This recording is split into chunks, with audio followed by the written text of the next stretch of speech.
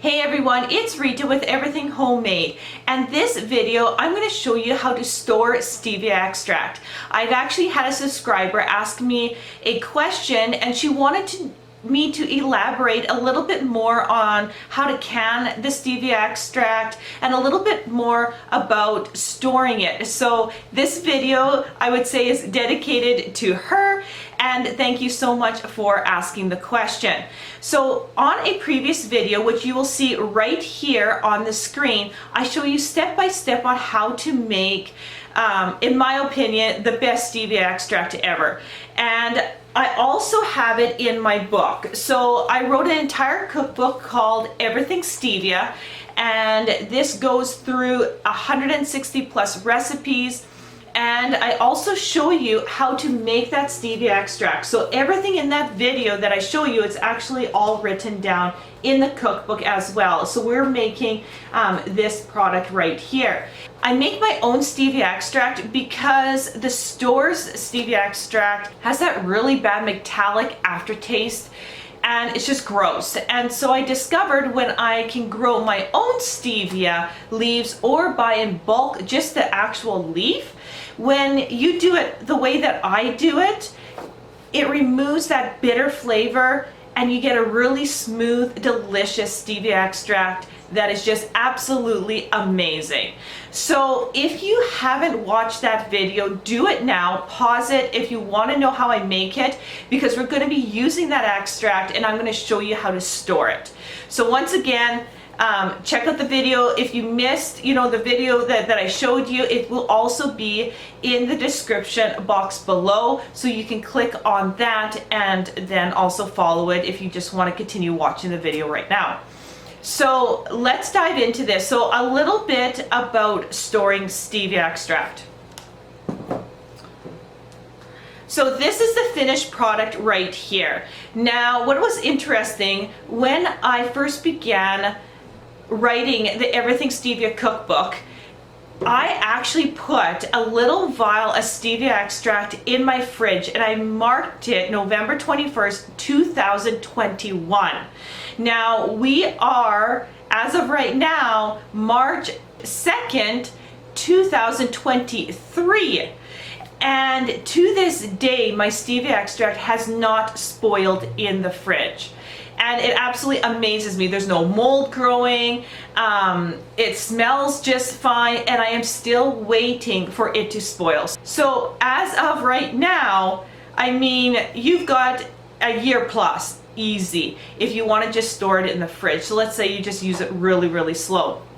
But if you want to have, a lot maybe in storage, maybe you got a huge harvest, and instead of just drying the leaves and storing the leaves and make it as you go, you want to store that finished product right here so you can just grab it and use it. Well, one, I have this in my fridge, and I mean, I'm a heavy baker. I have 6 kids. I'm also baking for the second cookbook coming out, which is Everything Sourdough. So I'm using stevia. My kids bake.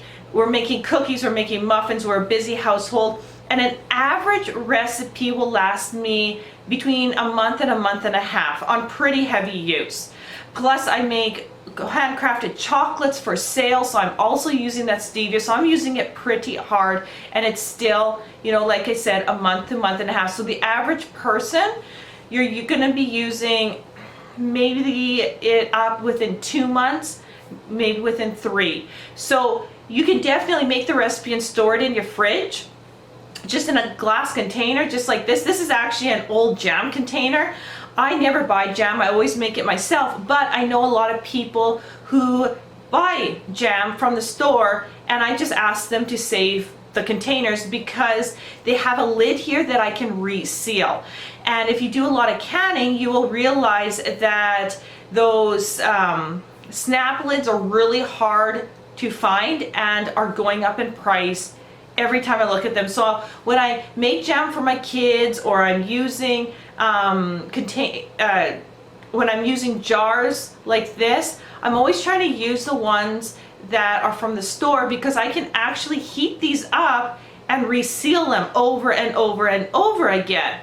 So that's how I save money. I'm trying not to use, or trying to stay away from always buying, and trying to stay away from always having to buy something. I could switch over to just reusable canning, but I'm also kind of pushing away from canning and more to just drying things as well. So, but like I said, you can store it like this in the fridge. You got it easy, a long time there. But if you want to freeze it, there's some options. You can just pour it into, let's say, a yogurt container. Pour it in, make sure you got, you know, I like to leave at least a centimeter headspace or even an inch headspace because water expands. Pour it in here, put the lid on top, put it in the freezer, label it, and take it out when you need it. It thaws, it does great in the freezer. You could also freeze canning jars. Word of caution, this is glass. Glass gets brittle when it's cold, but you can definitely, I have froze so much stuff in canning jars. Just make sure you leave that headspace. Okay, so you got different sizes of canning jars. So let's say you want little portions of stevia. You can do something like this, or a 1 cup, or another. I think this is a 1 cup, just you know, bigger and shorter. You can freeze all of those. You can also freeze in ice cube trays, and you know, figure out, you know, that 2 tablespoons or 3 tablespoons go in each. Pull 1 ice cube out at a time, thaw it maybe in like a little container, and you could put that in your fridge, and when that empties, just put another ice cube in, so you always have stevia that way. Or you can freeze it in a form that has smaller holes than this one here. So instead of, let's say, 3 tablespoons here, you've got a 1/2 tablespoon at a time. If you're just using stevia, let's say for your drink or something like that, and you're not all out baking with it. Just depends on what you're doing, right? You can freeze this whole ice cube tray in, and then the next day you just pop it out, put it in a Ziploc bag or a freezer bag of some kind, or even a container. Put those ice cubes in and just grab those. You don't want to just leave this ice cube tray in the freezer uncovered for a long period of time. So that covers freezing, and I've covered just storing it in the fridge in a container that works, or a jar that works just great as well. And you can can it. Now, I'm not going to go in depth on how to can, because I did an entire video, and that same concept that I use for vegetables is the same kind of concept you would use for your stevia. So I'm just going to put that video right here, and if you want to know how I can, go to the video, head to that video, check it out. It'll also be in the description box below. But I will show you how to quick can. That's what I call, this is like, I guess, cheating when it comes to canning, but you know what? It works, and it works great. I do this with the jams and jellies for my kids, and I know we're gonna be eating it within the, you know, a month to 2 months mark, and it works just great. So I'm gonna show you how to quick can your stevia extract, especially when you only want to can 1 jar. And for me to heat up the big canner, get all that stuff out just to can 1 jar, that just seems a little overkill to me. What I'm going to do is pour the stevia extract out into a pot, heat this up to a boil, and then I'm going to wash up this jar with soap and water, and I'm going to put it in the oven to heat up the jar to 200 degrees Fahrenheit for 10 minutes. So everything is hot. Then I'm going to take this lid, I'm going to put it in a pot with water, and I'm just going to heat it up so the lid's hot. So the key to canning is everything hot. The lid hot, the jar hot, and the substance that's going into the jar be very hot. Then you want to make sure that you have a towel. Now this is just kind of like a face towel. It's thicker. I rather use like a face towel rather than a tea towel because it's thicker. And what we're going to use this for is we are going to wrap the finished product into it. And that will hold the heat enough where it's going to seal the lid. And once it's sealed, it is sealed. Then you want to store it in a cold storage area, or a cold closet out of direct sunlight, and then you've got it canned, and you can can really tiny batches like that. Now, if I had 6 or 7 jars, then take out the canner, but for 1 or 2, let's just quick can. So now you kind of have an idea what I'm going to do. Let's go do it.